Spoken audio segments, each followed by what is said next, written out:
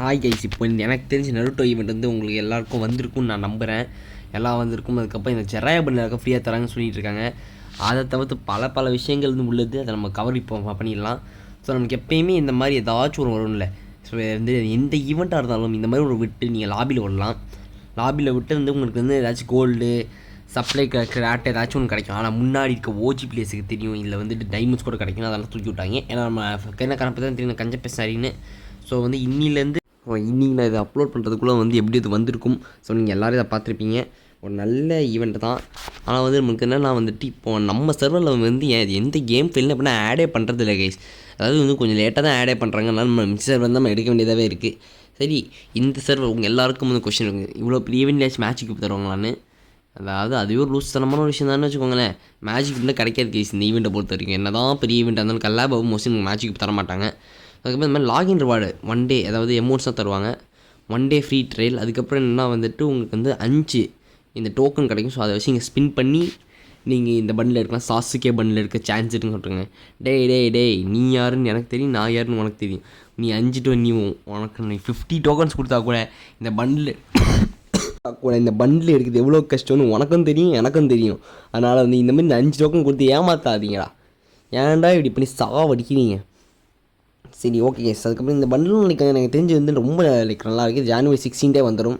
இது ஒரு ring event. ஏன்னா எல்லாத்துக்கும் தனி ரிங் ஈவெண்ட்டில் தான் வருது எனக்கு இந்த. ஆனால் வந்து இது அந்த ரிங் ஈவெண்ட் வந்தால் கூட ஒரு 200 டோக்கன்ஸ் மட்டும் வச்சா 200 இல்லை ஒரு 250 வச்சா நல்லாயிருக்கும். இந்த லூஸுங்க 300 வைக்குங்க, இந்த 300 400 வைக்குங்க. ஸோ இதை பற்றி வந்துட்டு நான் இன்றைக்கி வந்துட்டு வீடியோ போட இதை பற்றி நான் வந்து என்னால் வீடியோ போட முடியுமான்னு கேட்டீங்க. நான் not top player okay. So அதனால் வந்துட்டு என்னால் வந்து அதை பற்றி வீடியோ போட முடியாது. அதனால் மன்னிச்சிக்கோங்க. ஆனால் வந்து நாளைக்கு வந்து இந்த மிஸ்ட்ரி ஷாப் ஈவெண்ட்டில் வந்து இந்த பண்டில் வந்துடும். இந்த ஃபீமேல் கேரக்டர் பண்டில் ஹினாட்டாவான்னு தெரியல, எனக்கு சுத்தமாக தெரியல. இது யாருன்னு எனக்கு சுத்தமாக தெரியல. ஆனிமி உட்காந்து பார்க்க மாட்டேன்னா. எனக்கு தெரிஞ்ச இந்த எல்லா பண்டிலும் ஓரளவுக்கு டீசெண்டாக தான் பண்ணியிருக்காங்க. அதுக்கப்புறம் இந்த கக்காஷி பண்டில் எப்படி வரும்னு கேட்டிங்கன்னா, இந்த கக்காஷி பண்டில் ஜனவரி 25 இதே மாதிரி ஒரு ரிங் ஈவெண்ட் வரும்னு சொல்கிறாங்க. அதான் என்ன ரிங் ஈவெண்ட் தவிர எந்த ஈவெண்ட்டும் ஃப்ரீ ஃபயர் இல்லையாடா. ஏன்டா ரிங் ஈவெண்ட்டே என்ன சூஸ் பண்ணுறீங்க. ஒரு வெப் ஈவெண்ட் இட்டால் வச்சு ஒரு 2000 வெளில எடுக்கலாம். ரிங் ஈவெண்ட்னா வந்து நம்ம முக்கிய நம்மளை வந்துட்டு அடிச்சுட்டே இருப்பாங்களே. இங்கே 100 இருக்கும். அந்த 100 எந்த எப்போ உள்ளுன்னு நம்மளுக்கும் தெரியாது, கைனாக்கும் தெரியாது. அது சும்மா பேருக்கு வச்சுருக்காங்க. ஓகே, ஸோ நம்ம அதை பற்றி பேசுகிறதா நம்ம பேசிக்கிட்டே இருக்கலாம். ஸோ அதுக்கப்புறம் இதுதான் வந்து இன்டர்ஃபேஸ். நீங்கள் ஆஸ் யூஷுவல் டெய்லி டாஸ்க் தான் இருக்கும்ல, நீங்கள் அதை பண்ணி தான் நீங்கள் ஜெராயா பண்ணலே நீங்கள் எடுக்க முடியும்னு வச்சுக்கோங்களேன். ஐ மீன் ஒரு எனக்கு தெரிஞ்சு ஒரு 3 மாதத்துக்கு போங்க. எனக்கு தெரிஞ்சு 2-3 மாதத்துக்கு போகும். ஸோ நீங்கள் பொறுமையாக நீங்கள் எல்லாமே பண்ணி எடுத்துடலாம். விளாட்னா மட்டும் போதும், உங்களுக்கு எல்லாம் வந்து கொடுத்துருவாங்க. ஸோ நீங்கள் அதை பற்றி நீங்கள் வந்து கவலைப்பட தேவையில்லை, அதை தெரிஞ்சுக்கோங்க. அதுக்கப்புறம் என்னென்னா டெய்லி இந்த மாதிரி உங்களுக்கு வந்து சில கார்டு தான் தருவாங்களாம், பேட்டில் கார்டு.